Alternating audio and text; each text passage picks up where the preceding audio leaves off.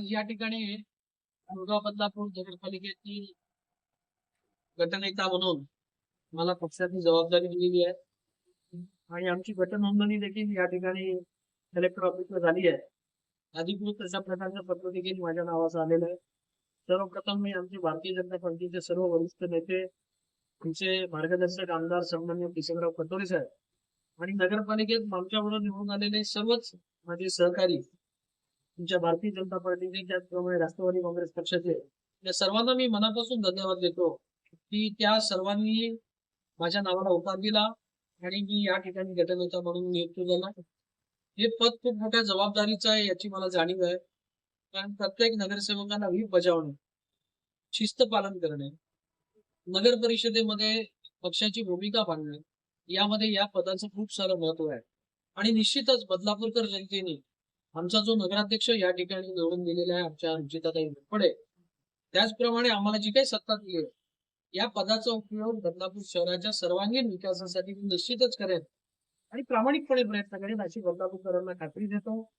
पक्षाने जी काही माझ्यावर जबाबदारी दिली आहे, पक्षाने जो विश्वास दाखवलाय, सर्व नगरसेवकांनी विश्वास दाखवलाय, त्याच्यात कुठल्याही प्रकारचा मी तडा लावून देणार नाही अशा प्रकारची ग्वाही तुम्हाला देतो.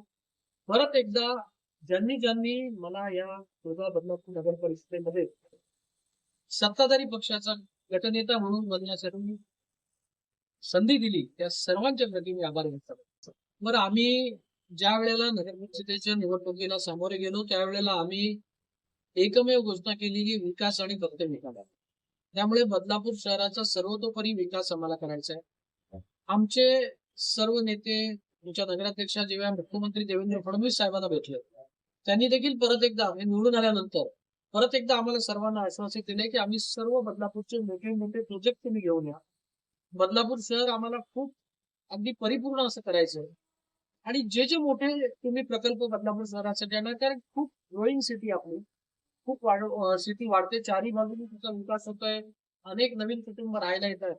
त्यामुळे अनेक मोठे प्रकल्प यामध्ये तरण तलाव असो, यामध्ये क्रीडा संकुल असो, यामध्ये आपली मेट्रो देखील येते, तिचं देखील भूमिपूजन या महिना 2 महिन्यात होईल असं 100% आम्हाला विश्वास आहे.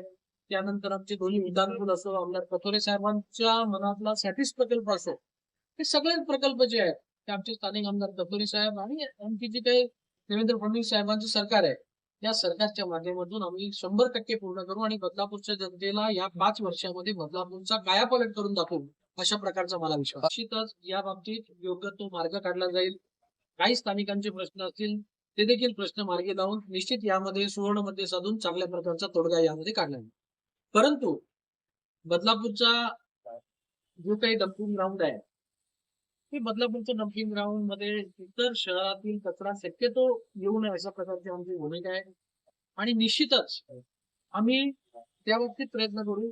पण याच्यात ज्या ज्या अडचणी आहेत, ज्या ज्या त्रुटी आहेत, त्या सगळ्या दूर करून सुवर्ण मध्ये साधून एक चांगल्या प्रकारचा आम्ही तोडगा यामध्ये काढू. अल्पावधीतच लोकप्रिय झालेला भारताचा बुलंद आवाज आपला Bharat channel subscribe, share, like आणि कमेंट्स करायला विसरू नका.